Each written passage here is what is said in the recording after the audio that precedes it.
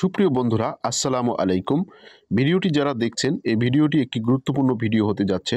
কেননা বর্তমান সময় অর্শ গ্যাস পাইলস এই রোগটি কিন্তু সর্বত্র ছড়িয়ে যাচ্ছে। এই যে দেখুন, অনেকের ব্লাডিং হয়, আবার অনেকের মলদ্বারে এ ধরনের ক্ষতিগ্রস্ত হয়। বিভিন্ন রকমের এটির লক্ষণ দেখা যায়। কারো ব্যথা হয়, আবার কারো মলদ্বার ফুলে যায়, আবার কারো মলদ্বার দিয়ে বাইং মাছের মতো অথবা এরকমের হয়, আবার গর্ভবতী অবস্থায় কিন্তু এরকমের হয়ে থাকে। তো ভিডিওতে এই যে এখন যে গাছটি দেখতে পাচ্ছেন, মূলা গাছের মতো, এটিকে মূলত শিয়ালমতি গাছ বলা হয়ে থাকে। গ্রাম বাংলায় অনেক জায়গায় এটি রয়েছে, আবার অনেক অঞ্চলে এটি পাওয়া যায় না। আর আছে আমাদের ডালিম পাতা। এই দুটি গাছের পাতা দিয়ে, একটি মূল এবং একটি পাতা, এটি দিয়ে কিভাবে একটি চমৎকার ঔষধ উপদেহ করা যায় এবং এই রোগ নিরাময়ের জন্য কাজ করা যায়, সেটি মূলত আমরা আজকের এই ভিডিওতে দেখব। তো দর্শক, আমাদের ঔষধি নার্সারি থেকে আমরা এই শিয়ালমতি গাছগুলোকে সংগ্রহ করলাম এবং ডালিম পাতা আমাদের এখানেই ছিল। এই দুটি কিভাবে আপনারা এটি দিয়ে এই ঔষধটা তৈরি করবেন, এটা আসলে এক ধরনের ভেষজ ঔষধ বলা যায় না। তো যাই হোক, এই যে গাছের গোড়ার অংশটি আমি সুন্দরভাবে কেটে নিলাম। তো দর্শক বন্ধুরা, এটি কাটার আগে অবশ্যই আপনারা পরিষ্কার পরিচ্ছন্নভাবে এটি ধুয়ে নেবেন, স্বচ্ছ পানি দিয়ে, নিরাপদ পানি দিয়ে আপনারা এটি ধুয়ে নেবেন।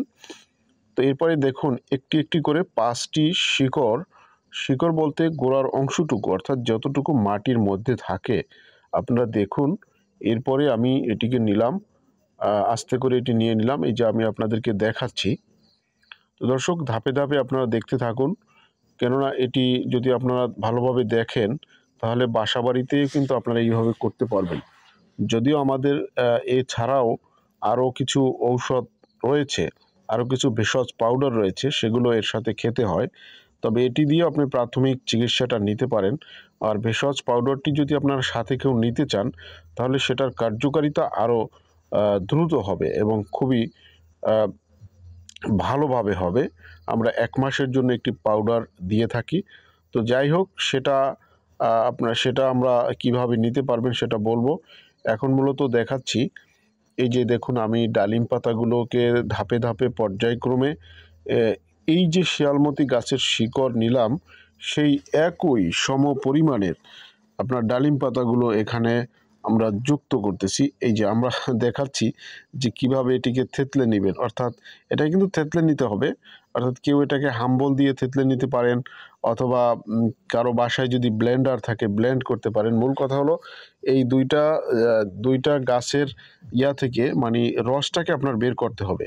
এক হলো শিয়ালমতি গাছের গোড়া, আর এক হলো আপনার ওই যে ডালিম পাতা, সমপরিমাণে এই দুটোকে কিন্তু আপনার রসটা বের করে আধা কাপ পরিমাণ পানিতে, আপনার আধা কাপ পরিমাণ কাপে এটা বের করতে, হয়তো এটা রসটা বের করতে গিয়ে সাথে একটু হালকা আপনি পানি নিতেই পারেন।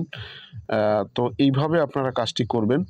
দর্শকদেরকে আবারও বলি, যাদের সমস্যা বেশি রয়েছে, তারা আমাদের কাছে একটি পাউডার রয়েছে, সেই পাউডারটি আপনারা গ্রহণ করতে পারেন।